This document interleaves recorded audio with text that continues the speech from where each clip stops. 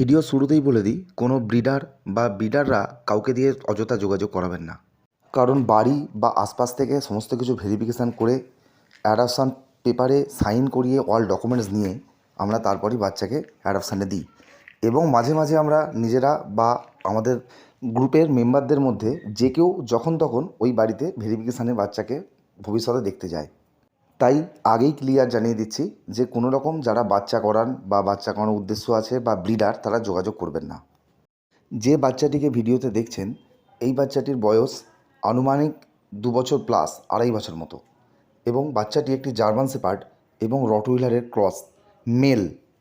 শুনেই হয়তো মনে হবে বাচ্চাটি খুব অ্যাগ্রেসিভ বা খুব ডেঞ্জারাস, ভয়ানক, কিন্তু সম্পূর্ণ ভিডিওটি প্রথম থেকে শেষ পর্যন্ত দেখলে বুঝতে পারবেন বাচ্চাটি মোটেই যেটা ভাবছেন সেটা নয়, ঠিক তার উল্টোটি।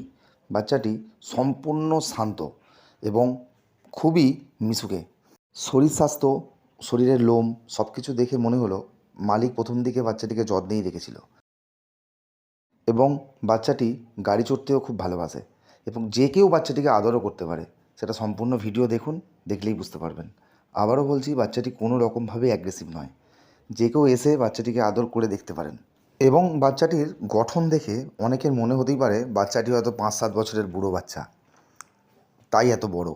কিন্তু যাদের ব্রিড সম্বন্ধে আইডিয়া আছে যে রটউইলার বা জার্মান শেপার্ডের ব্রিড কেমন হয়, তারাই বুঝবেন যে কম বয়সেও তারা কতটা লম্বা, যথেষ্ট বড় হয়। কারণ এটি ছোটোখাটো কোনো স্পিচ বা ল্যাব্রাডরের ব্রিড নয়। অর্থাৎ কম বয়সেও এদের যথেষ্ট লম্বা ও শরীর স্বাস্থ্য হয়। আসলে প্রকৃত সহৃদয় কোনো ব্যক্তি যখন কোনো বাচ্চাকে, অসহায় বাচ্চাকে অ্যাডপশন নিতে চায়, তার কাছে বয়স কত, কেমন দেখতে, এটা কোনো ম্যাটার করে না। কিন্তু এত কিছু ডিটেলস বলতে বাধ্য হলাম এই কারণেই, কারণ এখন এরকম প্রকৃত মানুষ তো পাওয়া খুবই মুশকিল। তারা কোন ব্রিড, কীরকম দেখতে, বিদেশি কিনা, এইসব দেখে তারপরে নিতে চায়, যার কারণে সম্পূর্ণ ডিটেলসটা দিয়ে রাখলাম। একে আমরা নদিয়া থেকে পাই। নদিয়াতে রাস্তায় কেউ একে ছেড়ে দিয়ে গিয়েছিল, সেখান থেকে রেস্কিউ করে একটি বাড়িতে আপাতত আশ্রয় দেওয়া আছে।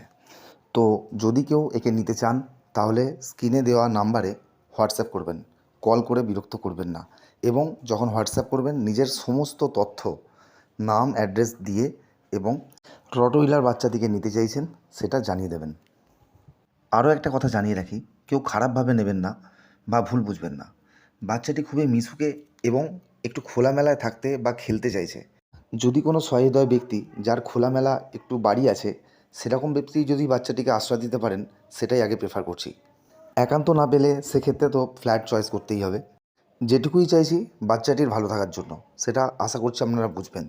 আরও একটি কথা, সবার পক্ষে একটি বাচ্চাকে নেওয়া সম্ভব নয় বা সবার পক্ষে সব বাচ্চাকেও নেওয়া সম্ভব নয়। তাই যাদের পক্ষে নেওয়া সম্ভব নয়, তারা যদি ভিডিওটি একটু শেয়ার করে দেন, তাহলে হয়তো ভিডিওটি কোনো একটা ফ্যামিলির কাছে পৌঁছবে, যে ফ্যামিলিটি সত্যিই বাচ্চাটিকে ভালো আশ্রয় দিতে পারবে। সবশেষে আরও একটি কথা বলতে চাই। ভারতীয় আইন বা যে কোনো মন্ত্রী ও প্রশাসন সবার কাছে অনুরোধ, দয়া করে বিদেশি পশু পাখি ভারতবর্ষে বন্ধ করুন, ব্যান করুন।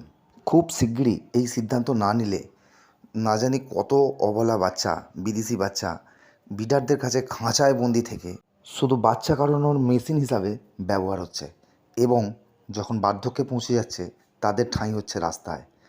এবং শুধু তাই নয়, আমাদের কিছু অমানুষ আছে, ভারতীয় অমানুষ, যারা এই সমস্ত বিদেশি বাচ্চাগুলোকে নিজেদের শখ মেটাবার জন্য না জেনে বুঝেই বাড়িতে নিয়ে আসছেন এবং শখ মিটে গেলে সেগুলিকে রাস্তাতে ছেড়ে দিয়ে আসছে, এবং সেই বাচ্চাগুলি আবার ব্রিডারদের হাতে পড়ে খাঁচায় বন্দি হয়ে শেষ দিন পর্যন্ত অথবা বার্ধক্য পর্যন্ত খাঁচায় বন্দি থেকে যাচ্ছে। তাই মাননীয় প্রশাসন ও আইন, বারবার আপনাদের কাছে অনুরোধ করছি, দয়া করে বিদেশি বাচ্চা ভারতবর্ষে ব্যান করুন।